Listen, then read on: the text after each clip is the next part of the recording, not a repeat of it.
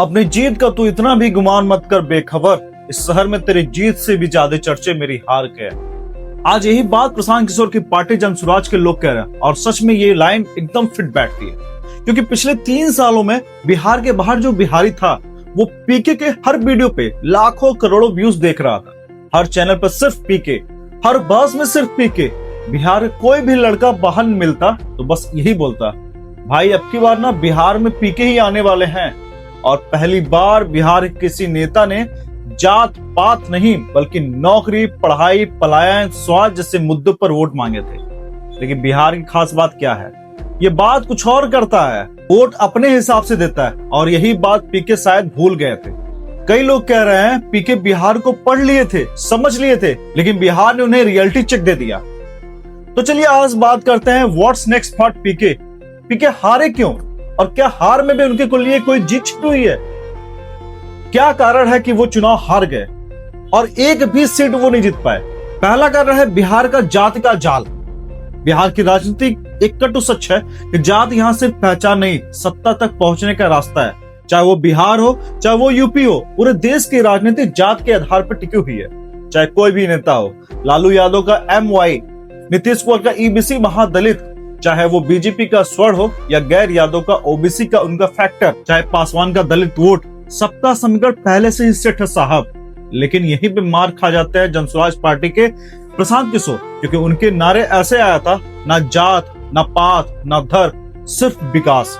केवल विकास के मुद्दे पे बात कर रहे थे, पलायन के मुद्दे पे बात कर रहे थे, स्वास्थ्य के मुद्दे पे बात कर रहे थे, शिक्षा के मुद्दे पे बात कर रहे थे।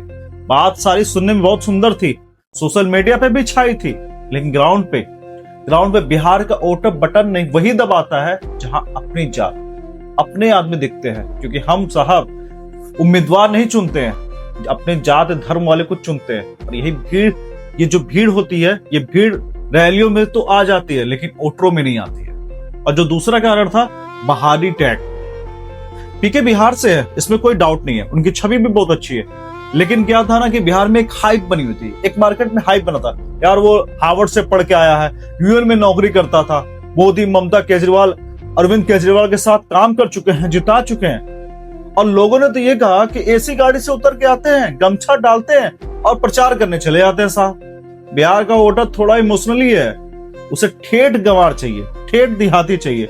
लालू जैसे टूटी फूटी हिंदी चाहे अंग्रेजी में बोलना आना चाहिए। नीतीश कुमार की तरह से बिल्कुल सुशासन, सादगी चाहिए। पीके ने 3 साल पैदल चले, धूल खाई, गांव गांव घूमे, लेकिन वो जो हमारा आदमी वाला कनेक्शन होला ना साहब, वो कहीं ना कहीं छूट गया।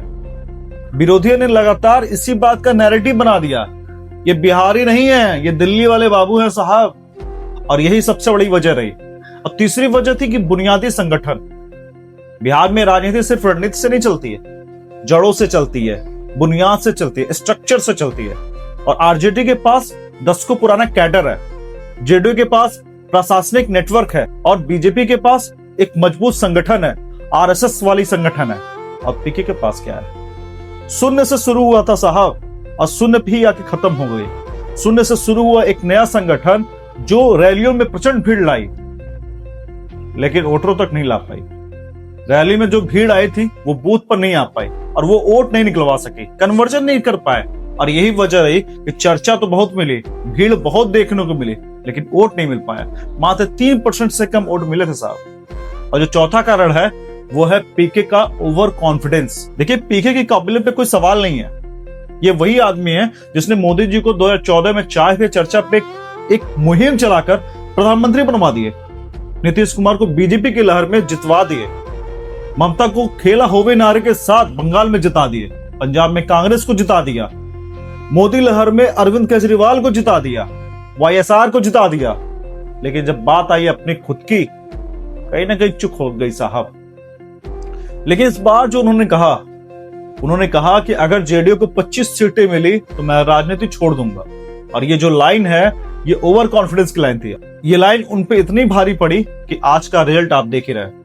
बिहार की राजनीति कॉर्पोरेट स्टाइल से नहीं है, ये हर सीट जलेबी की तरह उलझी हुई है, हर सीट के लिए मारामारी है।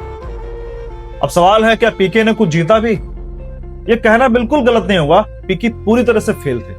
उन्हें पहली बार बिहार के राजनीतिक नैरेटिव को बदल दिया, चेंज कर दिया। उन्होंने पलायन, नौकरी, स्वास्थ्य, शिक्षा, सुशासन जैसे मुद्दों को बहुत ही शालीनता के साथ उठाया। बड़े नेताओं को मजबूर कर दिया इन सारे बातों पे बहस करने के लिए, इन मुद्दों को उठाने के लिए। युवाओं में जागृति लाई, एक चेतना लाया। ये पहली बार था जब बिहार का एक बड़ा वर्ग जाति पात छोड़ के मुद्दे की ओर पे बात करने लगी थी। आज भले ही वोट ना मिला हो, लेकिन आने वाले सालों में यह सोच एक आंदोलन या बड़े बदलाव की जमीन बन सकती है। पीके ने बिहार की राजनीति को एक्सपोज किया है, सवाल खड़े किए हैं, हर एक लोग से सवाल पूछा गया है, जनता को सोचने पे मजबूर किया गया है। हार से रणनीति की सीख मिलती है। और काशीराम ने कहा था, पहला चुनाव हारो, दूसरा हरवाओ, तीसरा लड़ो और चौथे में जीत पाओ। ये कहानी पीके पर बिल्कुल भी फिट बैठती है। पीके की हार कई सवाल छोड़ जाती है। क्या धर्म, जात, शिक्षा, स्वास्थ्य से ऊपर क्या राजनीति में पढ़े लोगों का स्थान नहीं है? ये सवाल इसलिए मन में आता है क्योंकि जनसुराज ने न केवल शिक्षा रोजगार की बात की, बल्कि टिकटों में लगभग बेदाग चेहरों को उतारा था। क्या वो अब राजनीति छोड़ देंगे? क्या वापस अपने पुराने कामों में चले जाएंगे? बिहार का रिजल्ट आने के बाद से वो अभी तक दिखाई नहीं दिए, मीडिया से बात नहीं कर रहे। क्या वो 3 साल की मेहनत को एक हार से मिटा देंगे? ये तो आने वाला वक्त बताएगा साहब। लेकिन इतना तय है, बिहार ने उन्हें ठुकराया है, लेकिन उनकी बातों का असर आने वाले सालों में बिहार की राजनीति पे जरूर पड़ेगा। देखिए, जनसुराज बिहार की आवाज बनती है या बस तब कर रह जाती है। और मैं इसी शेर के साथ बस इतना कहूंगा कि इब्ता ये इश्क रोता है क्या, इब्ता ये इश्क रोता है क्या, आगे आगे देखिए साहब होता है क्या। अगर ये वीडियो अगर आपको पसंद आई हो तो अपना प्यार और समर्थन दीजिए, लाइक शेयर सब्सक्राइब करके हमें आशीर्वाद दीजिए। जय हिंद।